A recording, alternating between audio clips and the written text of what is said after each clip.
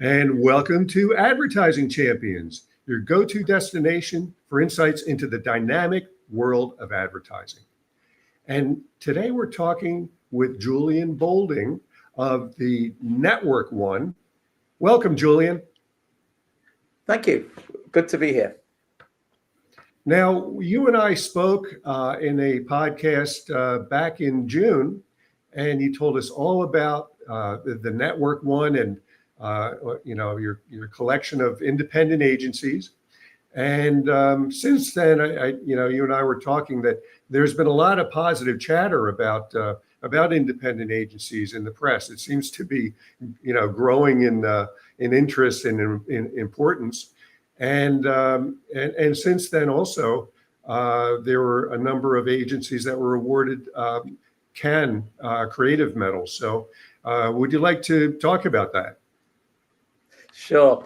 Yeah, I mean, I think there's always several different trends that come out of Cannes, and where we seem to be this year is there's a real focus back on results and getting results from campaigns. And there was, one of the most famous independent agencies, Wieden & Kennedy, won the Titanium Award for DoorDash, and their global CEO was quoted as saying, we've had a rethink about, beautiful brand campaigns is not always what the market needs. And right now it probably needs to see results. So I think, we saw a lot of kind of focus back on measurable results. And where I guess, was interesting with DoorDash is, the people there are very focused on the short term. There's a lovely phrase that was used about, the long term is a lot of different short terms. And Right. So that's what I saw in Cannes. We're also seeing trends from the Ad Age conference, which I was at recently, Small Agencies Conference, as Ad Age calls it, which is, for anyone who's not in the States, that's up to 150 people, which would be a big agency in other places. What I struck me there was the optimism and interest in the independent sector. They were expecting about 200 people for that conference, and 500 people turned up. And there was such a positive atmosphere. It was an awards show where everybody clapped everybody else. Whereas a lot of awards shows, you clap your work and you kind of stay silent when other people are receiving prizes. But there just seemed to be a real feeling among the independents that they liked working together. They were interested and respectful about each other. And it's a very different sort of atmosphere from many of the awards shows that I've been to recently, I have to say.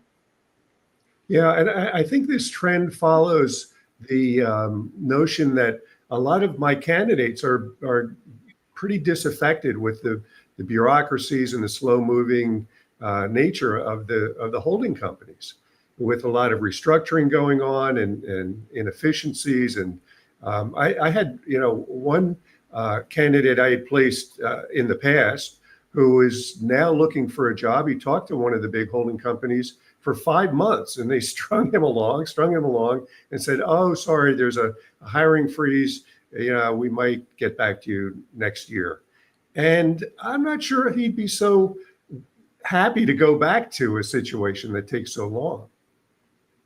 Yeah, I think it's partly, the old question about timing and bureaucracy and all the different levels of people that have to approve things. That's been around for as long as I've been in the business, I think, almost. But I think what I pick up in people in holding company agencies, and it's particularly true in media at the moment, is it's all become so formulaic and data driven, and it's almost like you don't want your people to think. Programmatic thinking everywhere, and where's the fun in that? And I see people in the independent sector in media who you wouldn't necessarily expect. You'd expect maybe independents to be a bit more agile and creative and innovative, but you wouldn't expect them to score well in media. But right now they are, because they're adding thinking to numbers. And if you're just, copying your numbers out of the computer, it's quite a frustrating thing to be in. So I do see there's a lot of people who are much more keen to work with independents. And also, the same is true for clients. I was I was at the Scottish Marketing Festival 2 days ago, a couple of days ago in Edinburgh in Scotland, and that was more marketeers than agencies. But there's a lot of enthusiasm to work with independents up there, and it's, you know, how can I get something which is new, better, cheaper, but also more collaborative with me? Yeah, a holding company wants to basically replace the marketing department, and independent agencies, you know, you can plug in for a skill that they've got that you don't have in your own full-time employees, without the feeling that they're trying to eat your lunch. Right. Well, it sounds like you're making the rounds, Julian, doing God's work. Thanks for being with us today. It's always my pleasure, Tony, and all the best for you in the coming months up to Christmas. And thank you for joining us on this episode of Advertising Champions. You could find our previous episode with Julian back on June 11th and other episodes like it at dailynewsnetwork.com. We'll see you next time.